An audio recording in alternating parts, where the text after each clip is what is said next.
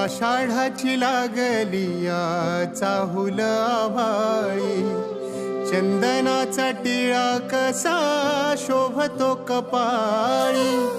टाळची पळ्या सोबती नाद मृदुंगाचा, सारे वार करी गाती अभंग वारीचा,